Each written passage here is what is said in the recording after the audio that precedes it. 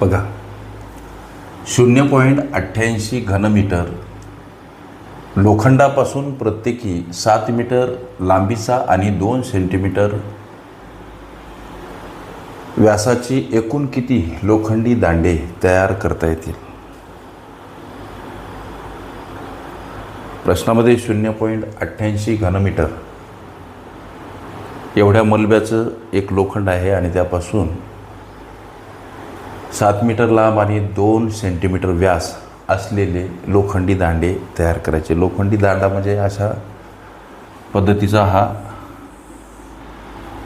Cylindrical, लक्षात घ्या, हा दांडा, याला आम्ही दंडगोल असं सुद्धा म्हणू शकतो. लक्षात घ्या, दंडगोल वगैरे आम्ही म्हणू शकतो. याला अशा पद्धतीचे दांडे तयार करायचे. या प्रश्नाला सोडवण्यासाठी लेकरांनो प्रत्येक दांड्याचं घनफळ काय, प्रत्येक दांड्याचं घनफळ किती, हा प्रश्न आम्हाला मनाशी विचारावा लागेल. तर त्या प्रत्येक दांड्याचं घनफळ काढण्यासाठी एक सूत्र आहे. ही वरची आकृती आहे दंडगोलाची.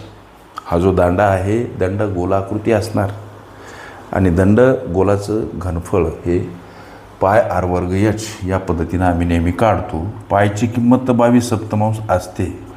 आर म्हणजे रेडियस. जो दांडा तयार करायचा त्या दांड्याची त्रिज्या काय, सूत्रामध्ये r² आहे. आर म्हणजे रेडियस. त्रिज्या ही व्यासाच्या निमपट असते. आता हे जे दांड्याचं लांबीचं माप आहे ते मीटरमध्ये दर्शवलं, त्यामुळे ही त्रिज्या जी 1 सेंटीमीटर, ती 1 सेंटीमीटर त्रिज्या कशी आली लक्षात आलं का? दांड्याचा व्यास जर 2 सेंटीमीटर, त्रिज्या ही व्यासाच्या निमपट असते, म्हणजे त्रिज्या येणार 1 सेंटीमीटर. तिचं रूपांतरण मीटरमध्ये करायचं म्हणून 1 मीटरमध्ये असलेले हे सेंटीमीटर छेदस्थानी आता याचा वर्ग करायचा. r² आहे सूत्रामध्ये, ही गोष्ट लक्षात घ्या. आणि याला हाईट म्हणजे काय असणार, ही दांड्याची लांबी, ही जी लांबी आहे ना लेकरांनो, हा डिस्टन्स, ही लांबी 7 मीटर, हिलाच हाईट समजा. याला जर उभं केलं तर ही काय होणार, हाईट होणार. हाईट म्हणून इथं या लांबीचा वापर दर्शवावा लागतो लेकरांनो. गोष्टी लक्षात घ्या. एका दांड्याचं घनफळ आपण काढत आहोत. पुढं चला, 22/7 गुणिला हा भाग कसा जातो सर, तर 0.01 असा आणि त्याचा आता वर्ग, याला गुणिला 7. इथं 7ला हे 7 खलास होतील लेकरांनो, लक्षात घ्या. 22 गुणिला 0.01चा वर्ग कसा, तर 0.0001 असा येतो. आता हा जेव्हा तुम्ही गुणाकार करू जाल तेव्हा 0.0022 हे घन मीटरमध्ये आम्हाला एका दांड्याचं घनफळ प्राप्त झालं लेकरांनो, लक्ष द्या. प्रत्येक दांड्याचं हे घनफळ. आता जो मलबा उपलब्ध आहे तो आहे 0.88 घनमीटर. म्हणून तुमच्या प्रश्नाच्या उत्तराकडे पावलं. एकूण मलबा उपलब्ध आहे 0.88 घनमीटर. या मलब्यापासून 0.0022 घनमीटर एवढं घनफळ एका लोखंडी दांड्याचं, असे किती दांडे तयार होतील? एका दांड्याचं हे घनफळ 0.0022 छेदस्थानी एका दांड्याचं हे घनफळ आहे. दांड्याचं घनफळ. आता याला सोडवा.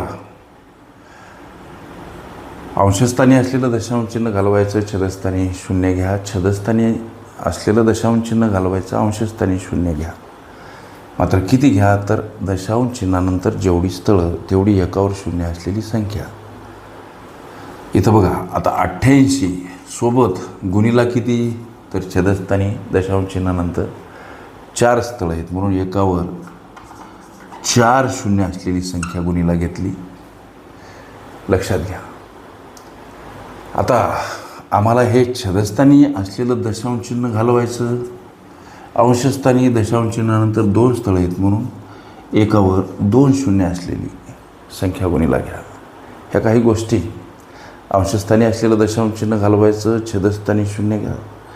छेदस्थानी असलेलं दशांश चिन्ह घालवायचं, अंशस्थानी शून्य घ्या. मात्र किती शून्य घ्या तर दशांश चिन्हानंतर जेवढी स्थळं तेवढी एकावर शून्य असलेली संख्या. पुढं चला, समजलं सर आम्हाला. हे 2 शून्यासाठी हे 2 शून्य गेले. मग आता अंशातील गुणाकार कसा झाला हो तर 8800 असा 88 गुणीला 100. ओके.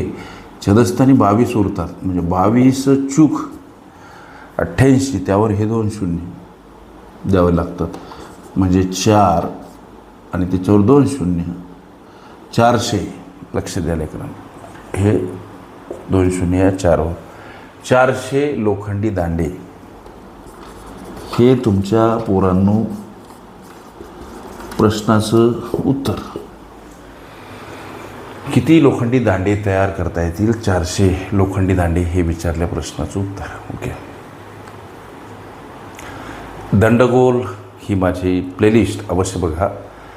त्यामध्ये विविध स्पर्धकांनी विविध अंकांनी विचारल्या संभाव्य अशा असंख्य प्रश्नांचा सराव तुम्हाला करता येईल.